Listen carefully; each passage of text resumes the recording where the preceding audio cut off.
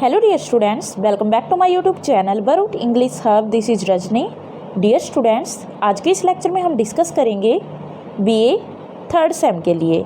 तो देखिए बहुत से कमेंट्स आपके आते हैं कि BA थर्ड सेम से हमारी जो पोइम्स हैं उनकी ग्रामर करवाई जाए. तो आज हम स्टार्ट करने जा रहे हैं BA थर्ड सेम की. पोइम है know then thee self. Know then thy self. Thy self. तो ये हमारी पोइम है थर्ड पोइम. तो इसके हम ग्रामर को करेंगे आज. तो देखिए इसमें जो हमारा पोर्शन है वो फर्स्ट है ग्लोसरी एंड ट्रांसक्रिप्शन. तो देखिए ग्लोसरी एंड ट्रांसक्रिप्शन है जो इनको मैं एक ही लेक्चर के अंदर आपका सारा कंप्लीट करवाऊंगी जितनी भी पोइम्स हैं उनका, इसलिए इसको हम नहीं करेंगे. तो इससे नीचे जितना भी हमारा वोकैब सेक्शन आता है उसको हम यहाँ पर कवर करेंगे. तो चलिए स्टार्ट करते हैं इस लेक्चर को. तो देखिए जो हमारा फर्स्ट है यहाँ पर फर्स्ट क्वेश्चन है वोकैब सेक्शन में, give phonemic transcriptions of the following words. तो देखिए जितने भी वर्ड्स हमें दिए जाएंगे उनका हमें फोनेटिकली ट्रांसक्रिप्शन करना है, यानी कि हमें इनको चेंज करके इन वर्ड्स को किस में चेंज करना है, फोनेटिक ट्रांसक्रिप्शन में, यानी कि हमें साउंड्स को काउंट करके यहाँ पर उसे रिप्रेजेंट करना है. तो फर्स्ट देखिए यहाँ पर आपको मैं जैसे समझाती चलती हूँ आपको वो चीज़ें माइंड में रखनी है, क्योंकि जब भी हम आगे ट्रांसक्रिप्शन करेंगे तो देखिए वैसे मैंने बहुत से लेक्चर कवर करवाए हैं फोनेटिक ट्रांसक्रिप्शन के, आप देखना चाहो तो उनको देख सकते हो, उनमें आप रूल्स के थ्रू उनको फॉलो कर सकते हो. तो देखिए फर्स्ट है यहाँ पर प्रेशर. देखिए हम यहाँ पर जब हम बोलते हैं हमारी लैंग्वेज में तो हम इसको प्रेशर बोलते हैं. अगर हम बात करें फोनेटिकली ट्रांसक्रिप्शन इसका करते हैं, यानी कि जब हम ब्रिटिश में इसको बोलते हैं या फिर अमेरिकन में बोलते हैं, इन दोनों में इसकी प्रोनाउंसिएशन बिल्कुल अलग होती है. यहाँ पर हम ब्रिटिश प्रोनाउंसिएशन करेंगे क्योंकि हम ब्रिटिशर्स है जो उनकी लैंग्वेज को फॉलो करते हैं. क्योंकि देखिए अंग्रेज यहाँ आए थे तो अपनी अंग्रेजी छोड़कर चले गए, जैसा कि हम हमेशा बात करते हैं कि अंग्रेज आए थे यहाँ पर अंग्रेजी छोड़कर चले गए. तो ठीक हम ब्रिटेन की लैंग्वेज को ही फॉलो करते हैं. तो यहाँ पर देखिए जो प्रेशर वर्ड है इसको हम प्रेशर नहीं बोलते, इसको हम जब फोनेटिकली ट्रांसक्राइब करते हैं तब हम इसको प्रेशर बोलते हैं. प्रेशर जो हमारा जो ये आर होता है और ई होता है ये हमेशा जब भी एंडिंग में होता है तो वो ज़्यादातर साइलेंट ही देखने को मिलता है. तो हम इसको जब आर ई को ट्रांसक्राइब करते हैं तो हम इसको किस में चेंज करते हैं, इस साउंड के अंदर, जिसको हम क्या बोलते हैं, सबा. इस सबा साउंड के अंदर हम आर को ट्रांसक्राइब करते हैं. तो ये प्रेशर है जो वर्ड, इसको हम कैसे ट्रांसक्राइब करेंगे इसको देखते हैं. तो देखिए जब भी हम ट्रांसक्रिप्शन करते हैं किसी वर्ड का सबसे पहले हमें क्या लगाना है, जैसे कि आपको यहाँ दिखाई दिया होगा ये लगे हुए हैं, ये स्लैश है, तो इनको हम बोलते हैं स्लैश. यहाँ पर मैंने स्लैश लगाया, हम इसका ट्रांसक्रिप्शन करेंगे प्रेशर वर्ड का. तो ये पी है, सबसे पहले हमारे पास क्या है प्रेशर में, पी. तो इस पी को हम कैसे लिखेंगे, जो हमारा स्मॉल पी होता है वैसे हम इसको लिख देते हैं. उसके बाद क्या लिखा है पी के बाद, आर. अब इस आर को हम ट्रांसक्राइब करेंगे तो यहाँ पर कैसे आएगा, हमारा स्मॉल आर ऐसे लिखा जाता है. तो स्लैश डाला और फिर प र प्रेस. अब यहाँ पर जब भी ई होगा तो ई की साउंड को हमेशा ई में ही लिखा जाता है, इसको हम अ बोलते हैं. हमारी ट्रांसक्रिप्शन में इसको क्या बोलते हैं, अ. प्रेस. अब जो ये डबल एस है, जब भी डबल एस होगा हमें इसको किस में चेंज करना है, श में. किस में चेंज होगा ये, श में. तो ये श की साउंड होती है, जैसे कि हम एफ बनाते हैं इसको हम श की साउंड बोलते हैं. तो श, तो यहाँ पर हम क्या लिखेंगे, ऐसे हम इसको ट्रांसक्राइब करेंगे. अब जो हमारे पास आर ई बचा है तो इसकी जगह हमें क्या लगाना है, र है जो हमारा क्या है यहाँ पर साइलेंट है, तो इसलिए जहाँ साइलेंट होता है र उसकी जगह हम लगा देते हैं सबा. चाहे तो आप इसके बाद स्लैश लगा सकते हैं जैसे हमने ये लगाया है, चाहे हम जो ये आर है हम ये दिखाने के लिए कि आर भी इस वर्ड के अंदर था तो हम क्या करते हैं, ब्रैकेट डालकर उसके अंदर स्मॉल आर लिख देते हैं कि आर भी यहाँ पर एग्जिस्ट करता था. तो ये करने के बाद ब्रैकेट बंद और फिर स्लैश.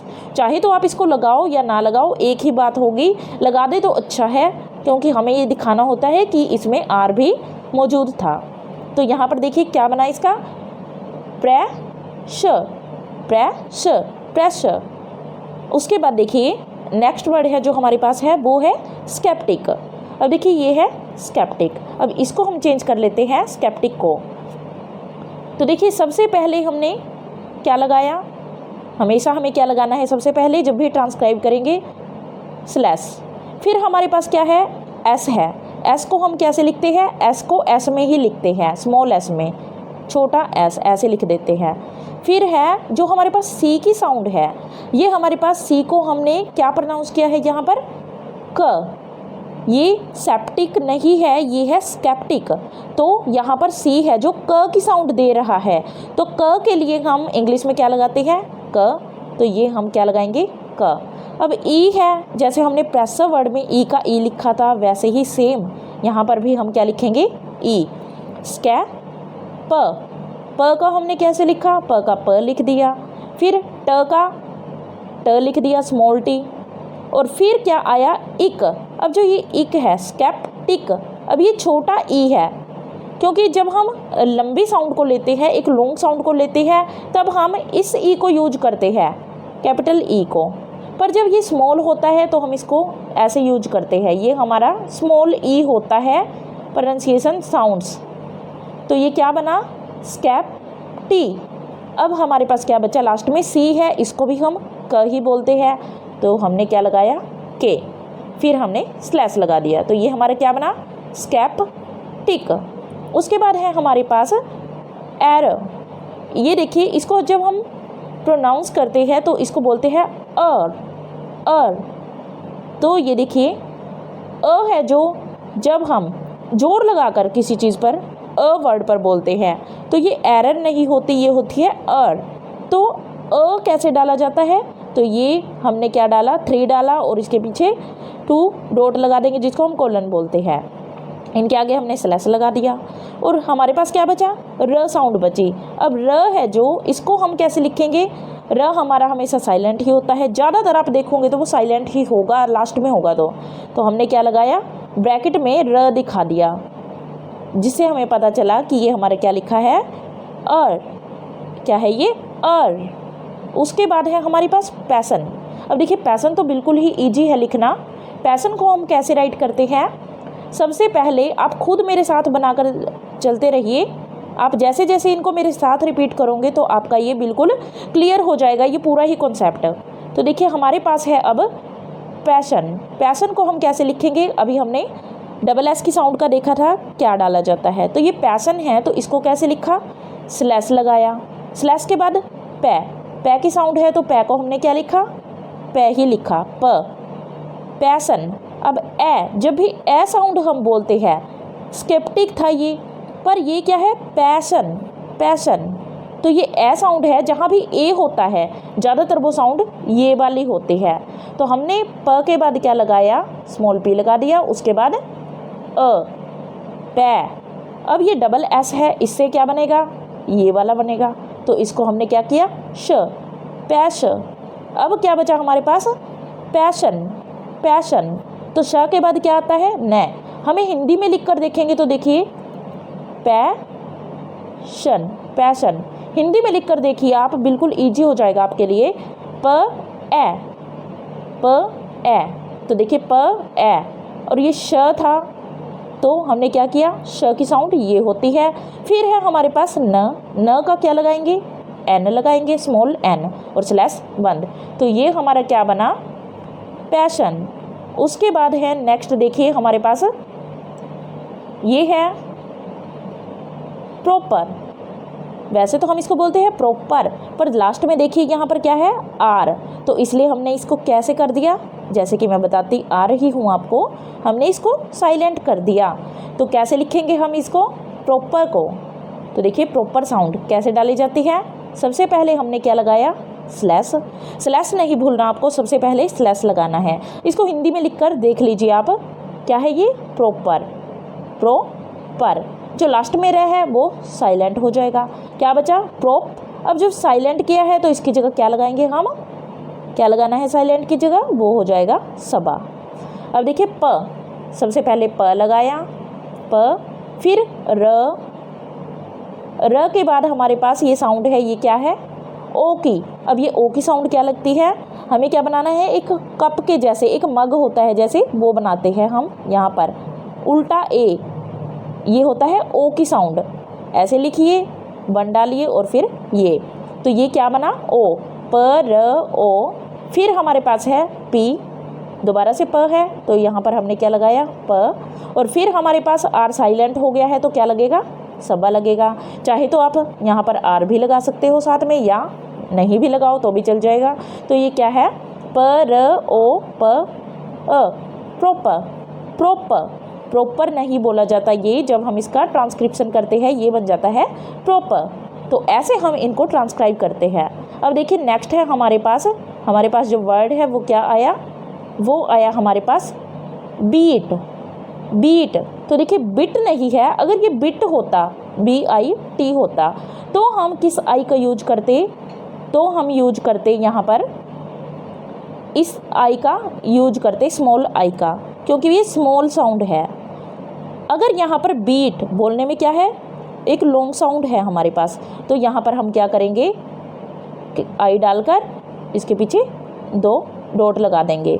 जब भी हमें कोई बड़ा वाला वर्ड लिखना है तो हम क्या करते हैं, डॉट वाले यूज करते हैं। जैसे कि हमने यहाँ पर अर में किया था, अरब में क्या यूज किया था, उसके पीछे हमने क्या लगाई थी, डॉट। ठीक, उसी तरह से यहाँ पर बीट है तो यहाँ भी क्या आएगा, लॉन्ग साउंड है तो ये वाला ई यूज किया जाएगा। अब देखिए हमारे पास, हम इसको लिख कर देख लेते हैं, हिंदी में भी लिखते चलते हैं। तो देखिए ब, बड़ी ई और ट, बीट। तो ब के लिए हमने क्या लगाया, ये वाला बी है तो यही वाला बी यूज किया जाएगा, तो हमने क्या लगाया, बी। इससे पहले स्लैश, यानी कि तिरछी एक डंडी होती है वो लगा लेते हैं, स्लैश लगाया। और फिर ब, और फिर बड़ी ई के लिए हमने क्या लगाया, ये हमारे पास है बड़ी ई, ये लगाया, ये बड़ी ई है। फिर है ट के लिए हमने क्या लगाया, स्मॉल टी, और फिर स्लैश, बंद हो जाएगा। तो ये बना हमारा बीट। नेक्स्ट देखिए, इसके बाद है हमारे पास रीज़न। तो क्या है हमारे पास, रीज़न। तो देखिए जो ये रीज़न है, रीज़न, तो इसको रीज़न ही बोला जाता है, रीज़न को रीज़न ही बोलते हैं। तो सबसे पहले हमने क्या लगाया, रीजन को हम राइट कर लेते हैं हिंदी में। सबसे पहले हमने स्लैश लगाया, फिर है र। अब देखिए स्टार्टिंग में र है, इसको कभी साइलेंट नहीं करते, ये आपको याद रखना है, हमेशा लास्ट वाला र होता है वही साइलेंट होता है। तो सबसे पहले हमने यहाँ लगाया र, स्मॉल आर। फिर है हमारे पास बड़ी ई, कैपिटल ई, तो हमें यही वाली ई यूज करनी है यहाँ पर, र ई। फिर है हमारे पास ज। अब देखिए री सन नहीं बोलते हम इसको, हम बोलते हैं रीजन।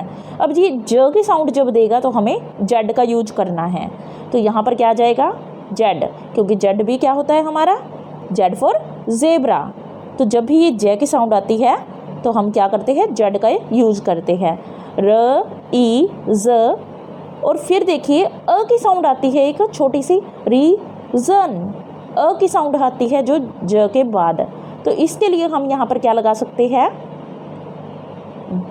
अब देखिए ये साउंड कैसे आई है, जो ओ है ना, ओ को हमने जब सन है, चाहे आप सन को राइट करोगे या फिर जन को राइट करोगे, तो ये ओ की साउंड सब्बे में बदल जाएगी, जैसे कि हमने आर को सब्बे में बदला था। तो यहाँ क्या हो जाएगा, र ई ज, ओ की जगह हमने क्या लगाया, क्योंकि जब ओ किसकी साउंड देगा, अ की, तो यहाँ पर वो क्या बन जाएगा, सब्बा बन जाएगा। ये आपको ये रूल्स याद रखने हैं, क्योंकि आगे जो भी वर्ड होंगे हम ऐसे ही करेंगे वो। तो रीज़न है तो यहाँ ओ से क्या बना, सब्बा। उसके बाद है न का हमने न लगाया और स्लैश। उसके बाद आता है हमारा ग्लोरी। अब देखिए ग्लोरी वर्ड है, इस ग्लोरी को हम लिख लेते हैं पहले हिंदी में, ग्लोरी।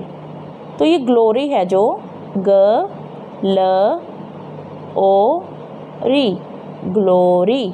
अब देखिए ग लिखा हमने सबसे पहले, जी है तो जी का हम स्लैश लगाकर क्या लगाएंगे, जी ही लगाएंगे। तो जी कैसे डालते हैं, ऐसे डाला जाता है जी। फिर है ल के लिए हमने क्या लगाया, ल के लिए लगाया ल।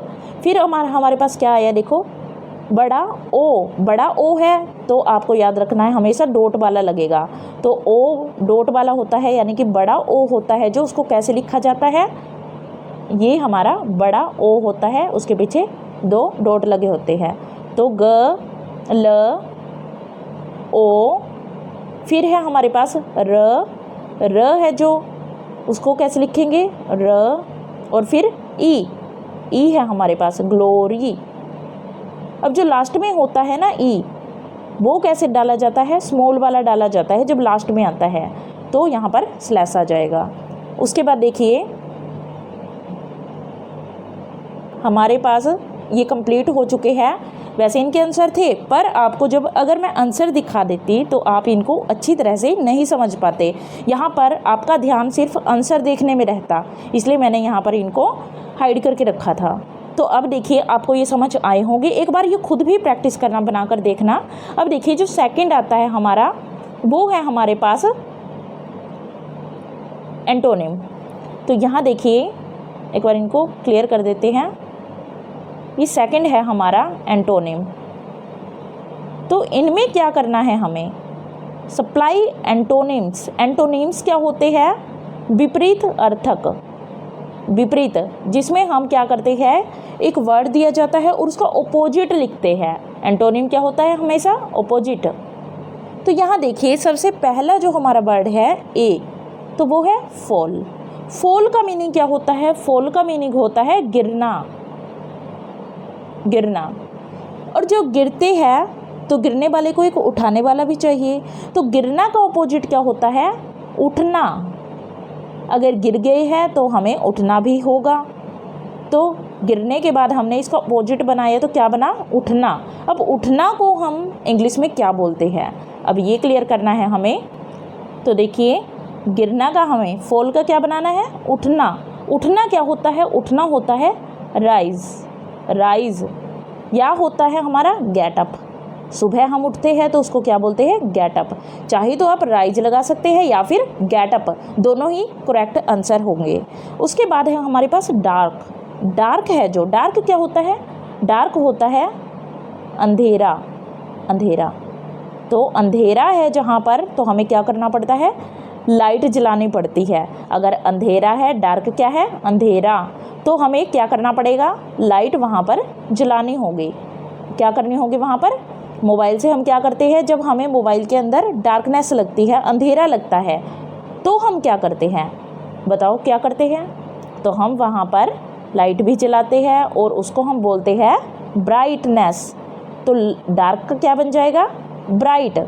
चाहे तो आप लाइट लगाए या फिर ब्राइट लगाए, दोनों ही हमारे करेक्ट आंसर होंगे।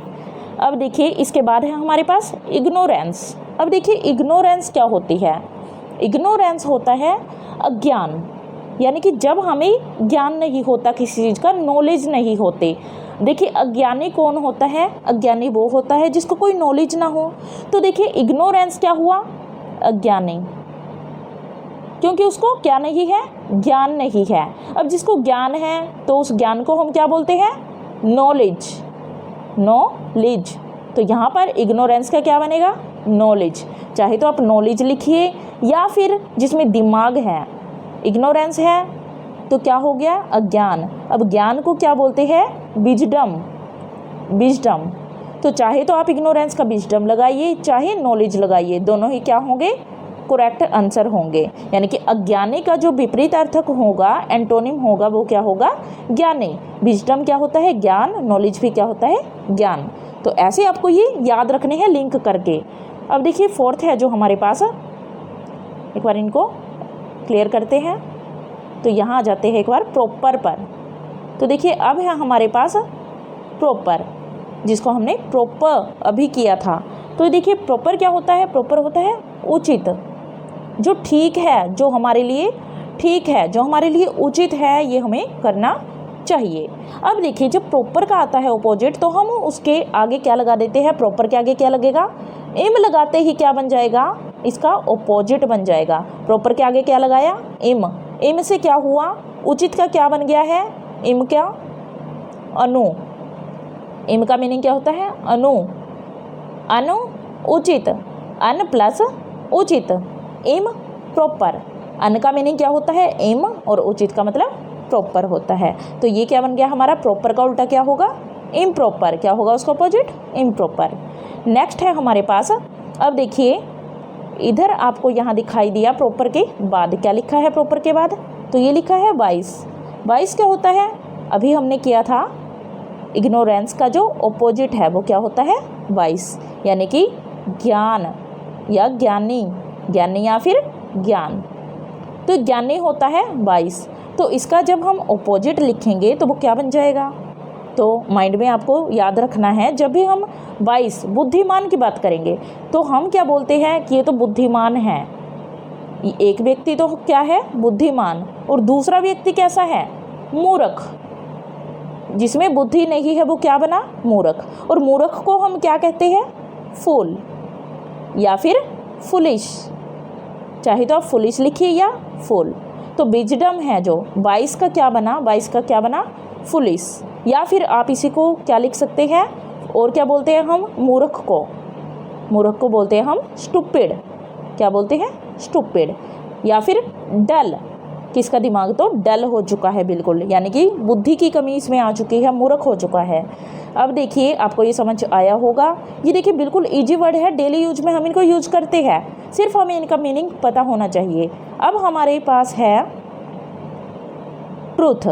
ट्रूथ क्या होता है? अब देखिए ट्रू है तो वो क्या होगा?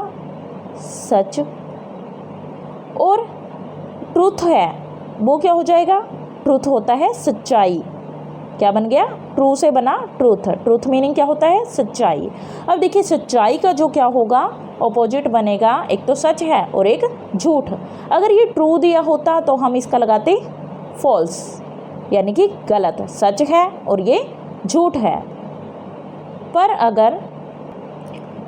अगर हमारे पास, तो देखिए ये क्या बना हमारा? ट्रू है तो क्या हुआ? सच। और इसका क्या ऑपोजिट हुआ? फॉल्स। ट्रू फॉल्स आपने बचपन से ही देखे होंगे, फॉल्स होता है झूठ। अब यहाँ पर ट्रू से क्या बना? ट्रूथ। और फॉल्स से क्या बन गया? Falsehood. Falsehood. तो ट्रूथ का ऑपोजिट क्या होता है? False hood. अब नेक्स्ट है हमारे पास रूड। रूड क्या होता है? रूड, रूड से आप याद रख सकते हो रोड। इसको लिंक करके बता रही हूँ मैं। रोड पे क्या होता है?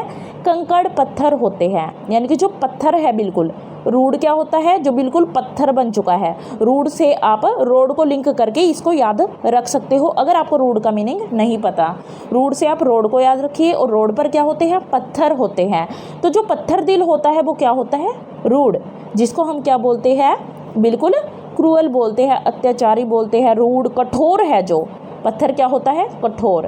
तो इसका जो ऑपोजिट आ जाता है वो क्या होगा? एक तो व्यक्ति बिल्कुल कठोर है और दूसरा व्यक्ति कैसा है? बिल्कुल पोलाइट। पोलाइट क्या होता है? हम्बल, यानी कि विनम्र। एक तो पत्थर दिल और एक ऐसा व्यक्ति जिसका दिल कैसा हो? बिल्कुल खरा हो, जो सबके लिए विनम्र हो, तो उसको बोलते हैं हम्बल को विनम्र। अब नेक्स्ट देखिए हमारे पास क्या आते हैं? हमारे पास है नेक्स्ट सिनोनिम्स। ये हमारा लास्ट है, कंप्लीट हो जाएगा इसके बाद ये चैप्टर। तो देखिए इनमें हम इनको एक बार रफ कर देते हैं ताकि ये क्लियर हो जाए। तो देखिए हमारे पास जो सिनोनिम है, सिनोनिम में क्या है? सिनोनिम के अंदर दिया है हमारे पास रूड। अभी हमने रूड का क्या देखा था? रूड का ऑपोजिट क्या था? ये रूड है। रूड का ऑपोजिट क्या था? पोलाइट या फिर हम्बल। ऐसे ही हम क्या करेंगे? अब रूड का सेम वर्ड लेना है, ये तो इसका ऑपोजिट है। अब जो पत्थर दिल है उसको और पत्थर दिल बनाना है हमें। तो रूड का जो सिनोनिम होगा वो क्या हो जाएगा? अभी हमने पोलाइट लिया था, पोलाइट का ऑपोजिट क्या होगा? हम इसके आगे क्या लगा देंगे? इम, यानी कि जो पोलाइट नहीं है। पोलाइट के आगे हमने क्या लगा दिया? सिर्फ इम, जैसे हमने प्रॉपर के आगे लगाया था इम, तो ये क्या बना था? इम्प्रॉपर। तो पोलाइट के आगे लगाकर इम क्या बना? इम्पोलाइट। तो रूड का जो अपोजिट होगा वो क्या बन जाएगा? इम्पोलाइट। तो ऐसे आप लिंक कर चलिए, इनको कभी नहीं भूल सकोगे आप इनको। उसके बाद देखिए नेक्स्ट है जो, वो है हमारे पास ग्रेट। हमारे पास है ग्रेट। अब देखिए ग्रेट क्या होता है? ग्रेट होता है महान, जो व्यक्ति बहुत अच्छा है। कोई चीज़ बहुत ज़्यादा बड़ी है उसे भी हम क्या बोलते हैं, बहुत ज़्यादा बड़ी चीज़ को ग्रेट। बहुत बड़ा व्यक्ति है, बहुत सम्मानित व्यक्ति है जिसकी शान और शौकत है, वो भी कैसा होता है, ग्रेट। कहते हैं ना you are a great man, कि तुम तो बड़े ही शान और शौकत वाले व्यक्ति हो, तुम तो महान व्यक्ति हो, तुम तो बहुत बड़े व्यक्ति हो, ग्रेट मैन हो तुम तो ग्रेट का जब सिनोनिम होगा यानी कि सेम वर्ड हम यूज करेंगे तो इसका क्या आ जाएगा, तो देखिए जो ग्रेट है वो क्या है, बिल्कुल बड़ा है, ग्रैंड। क्या आ जाएगा, ग्रैंड, ग्रैंडफादर। सुना है ग्रैंडफादर, ग्रैंडमदर, क्योंकि वे क्या है, हमारे फादर से भी बड़े हैं, जो बड़े हैं उनके लिए क्या आ जाता है, ग्रैंड। तो आपको ऐसे याद रखना है, ग्रेट का क्या बन गया, ग्रैंड। चाहे तो आप इसके लिए यूज कर सकते हैं सिग्निफिकेंट। सिग्निफिकेंट होता है महत्वपूर्ण, क्योंकि ग्रेट महान है, बड़ा है और वो महत्वपूर्ण भी होगा, तो यहाँ पर सिग्निफिकेंट भी इसका आप लगा सकते हैं ग्रेट का। प्रोमिनेंट भी लगा सकते हैं, साइज एबल, तो क्या लगा सकते हैं आप, साइज एबल का भी यूज कर सकते हैं। तो एक बार इसको क्लियर करके, तो हमने इसके लिए क्या यूज किया, ग्रेट के लिए यूज किया हमने ग्रैंड का या फिर साइजेबल, इसका यूज किया या फिर ग्रैंड। नेक्स्ट है हमारे पास प्राइड। प्राइड क्या होता है, प्राइड होता है गर्व, कि हमें गर्व है या फिर हमें घमंड है। अब देखिए घमंड को और क्या बोलते हैं, प्राइड बोलते हैं, या फिर हम इसे क्या बोलते हैं, हम इसको बोलते हैं प्राइड को वैनिटी। क्या बोल देते हैं, वैनिटी। वैनिटी भी क्या होता है, घमंड। अगर आपको वैनिटी वर्ड याद नहीं होता तो बिल्कुल सिंपल वर्ड जो हम डेली में यूज़ करते ही है, डेली यूज़ में वो आता है, तो वो क्या हो जाएगा, ईगो। तो प्राइड से क्या बना, ईगो। या फिर हम इसको लगा सकते हैं सेल्फ वॉर्थ। क्या बन जाएगा, सेल्फ वॉर्थ। जिसको अपनी कीमत का पता है वही क्या करता है, खुद पर घमंड करता है। वॉर्थ क्या होता है, तो देखिए वर्थ की स्पेलिंग मैं क्लियरली आपको बता देती हूँ। वर्थ होता है मूल्य। क्या होता है वर्थ, मूल्य। तो सेल्फ वर्थ क्या हुआ, स्वयं का मूल्य। किसी को जब खुद पर घमंड है तो वो होगा सेल्फ वर्थ। उसके बाद देखिए नेक्स्ट है हमारे पास प्रे। अब देखिए प्रे क्या होता है, प्रे होता है शिकार, और शिकार करने जाते हैं तो उसको क्या बोलते हैं, हंट। तो आप इसको हंट से याद रख सकते हैं। क्या हो जाएगा प्रे का, प्रे का होगा हंट। और जिसका हंट किया जाता है, शिकार किया जाता है, वो क्या होता है, विक्टिम, वो भी शिकार ही होता है। चाहे तो आप प्रे को क्या बोल सकते हैं, हंट भी बोल सकते हैं, या फिर अब देखिए शिकार करते हैं तो इसको आप याद करने की ट्रिक बताती हूँ। शिकार करते हैं हम, मान लीजिए हमने किसी का शिकार किया, किसी व्यक्ति का शिकार किया, तो हमने उसको क्या मारे, हंटर मारे। क्या मारे, हंटर। हंटर से उसको पिटा तभी उसका शिकार किया। तो ऐसे हम इसको लिंक करके चल सकते हैं हंट से। उसके बाद आएगा हमारे पास डाउट। अब देखिए डाउट, डाउट क्या होता है, डाउट होता है किसी पर शक करना, किसी पर संदेह करना, तो इसको बोलते हैं हम डाउट। अब डाउट को और क्या बोलते हैं, तो जब हम किसी पर ट्रस्ट नहीं करते तो हम क्या करते हैं, उस पर शक कर रहे होते हैं, तो इसका क्या आ जाएगा, मिस ट्रस्ट। जब हम किसी पर विश्वास करते हैं तो वो होता है ट्रस्ट, और जब ट्रस्ट नहीं करते तो वो क्या आ जाता है, मिसट्रस्ट। यानी हमें उस पर विश्वास नहीं है, हमें उस पर शक है, तो वो हो जाता है मिसट्रस्ट। या फिर आपको बोल सकते हैं इसको डिसबिलीफ, डिसबिलीफ, मिसट्रस्ट, या फिर सस्पिशियन, सस्पिशियन। तो ये होते हैं हमारे कुछ वर्ड्स। अब देखिए ये हमारे कंप्लीट हुए। इसके बाद देखिए 2 बचते हैं अभी, जस्ट। जस्ट को ले लेते हैं। जस्ट का मीनिंग क्या होता है, जस्ट होता है किसी का मजाक बनाना। तो क्या होता है जस्ट, जस्ट होता है किसी का मजाक, मजाक उड़ाना। तो मजाक को क्या बोलते हैं, फन।